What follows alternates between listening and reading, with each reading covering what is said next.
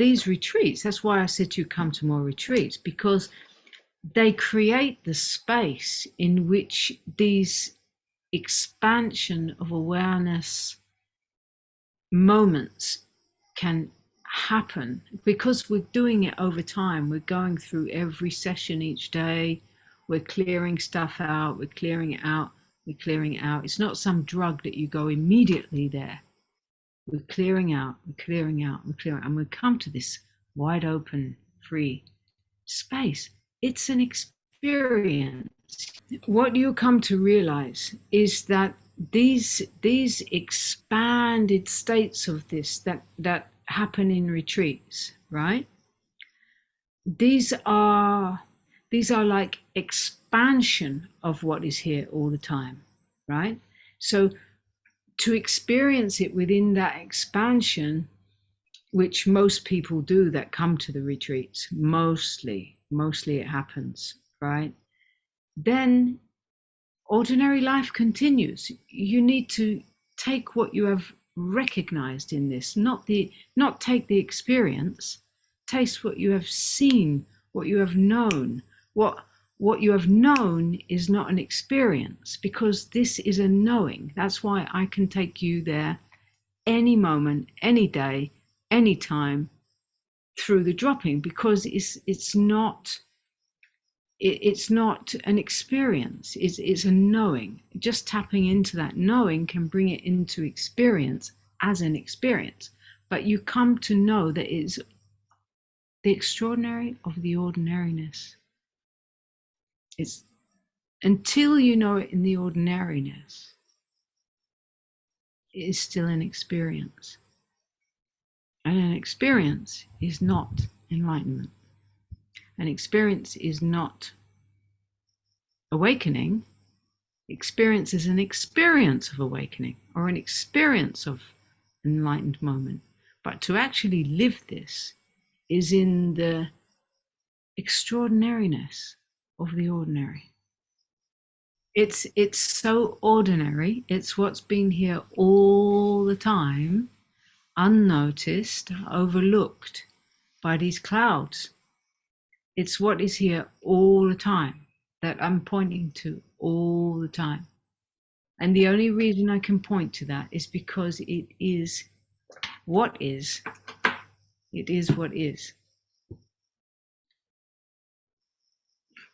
I'm not pointing to it from outside of that. It's from that.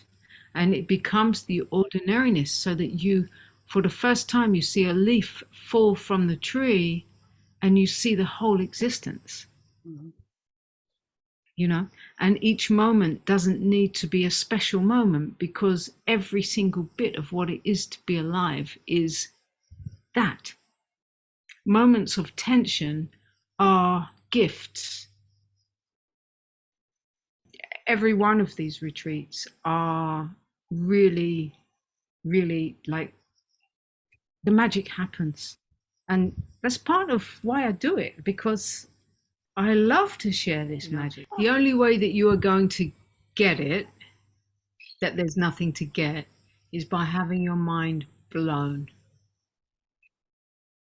Blown. To blow your mind. Your mind cannot have it. The only way this can be seen is when mind is blown and seeing is. Mm. So in the blowing of the mind, seeing happens. Your mind that wants the carrot cannot ever, ever, ever have it. Whatever way it is that we find to access the genius inside of us, because each one of us has an access point to an energy in us that has a specific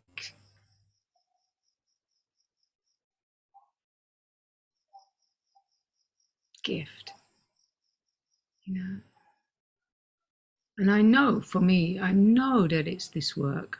I know that it's what happens through this work, taking people through into Spirit, spiritual awakening. You know, it's become such like a programmed word now. Like it's become such a that people just go, oh, spiritual awakening, you know, but the actual meaning of what that is.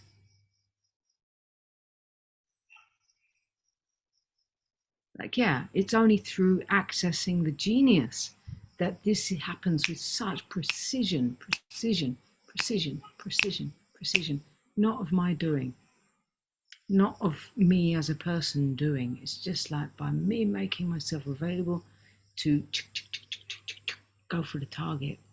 And each one has that, you know, each one has that. And if your work lines up with that, whether your work is art or it's whatever work you've chosen for your art, when you have access to your to this, then that come through with such precision, such creativity, such fun, and it is truly a movement of magic, you know, and you're being done by that. And if more and more humans could be in touch with that in them, to get out of their way to allow that to come through, that's the creativity on this planet. So it's really imperative that we ourselves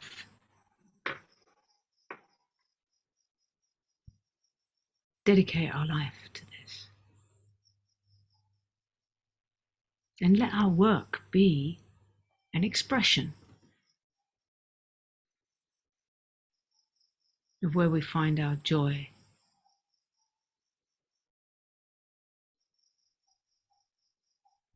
Our being is a being of joy. It's the joy of being.